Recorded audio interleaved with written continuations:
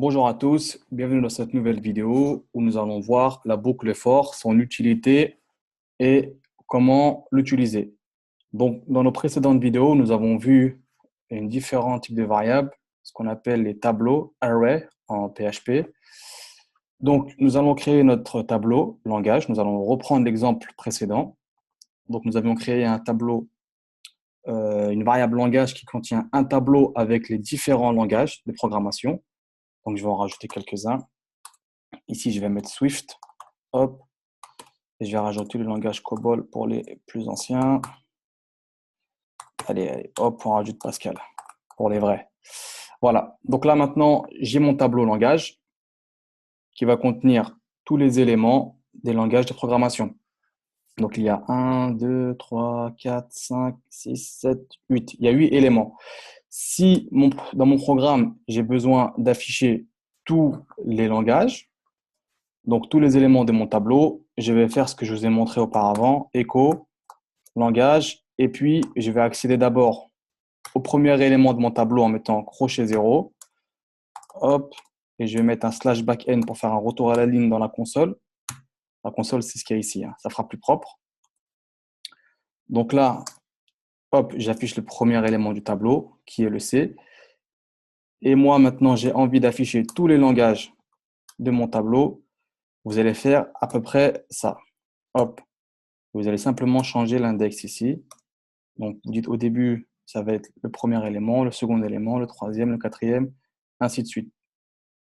Aucun problème, ça marche. Vous avez réussi à afficher quasiment tout le tableau. On peut continuer 5, 6, 7.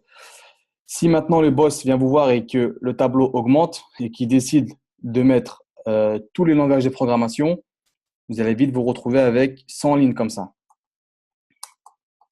Et là, clairement, ce n'est pas du tout jouable. Ce qu'on va faire, c'est qu'on va utiliser une boucle qui s'appelle la boucle for, qui existe dans les autres langages de programmation et elle sert à parcourir un tableau. Donc, comment elle fonctionne? Tout d'abord, je déclare un tableau, je déclare le for. Okay, donc, j'écris for tout simplement. Ensuite, je lui dis pour $de i égale à 0.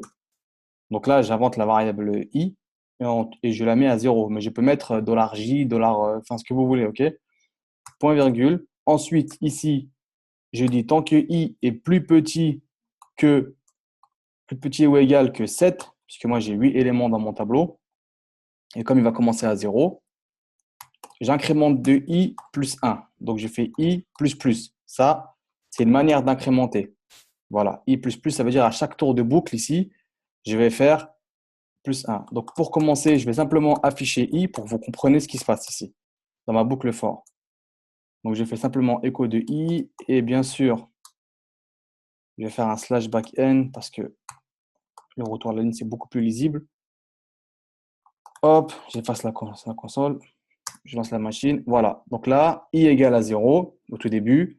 Ensuite, il passe dans la boucle. Donc, i égale à 0. Il passe dans la boucle. i plus plus égale à 1. i plus plus 2, 3, 4, 5, 6, 7, ainsi de suite. Jusqu'à afficher, jusqu'à s'arrêter à 7. Puisque là, on arrive dans la condition où plus petit est égal à 7. OK? Donc, si maintenant je veux afficher tout mon tableau, j'ai simplement à faire ceci. Donc, je garde mon index i. Hop, et je mets l'index à l'intérieur du crochet, à l'intérieur de mon tableau. Donc, premier tour de boucle, ça va être langage crochet 0. Deuxième tour de boucle, langage crochet 1, langage crochet 2, crochet 3, ainsi de suite, jusqu'à arriver à 7. Et ainsi de suite, je vais afficher tous les langages dans mon tableau. Voilà comment fonctionne une boucle for. Merci de m'avoir suivi. Dans le prochain épisode, on regardera la boucle for each. À très bientôt.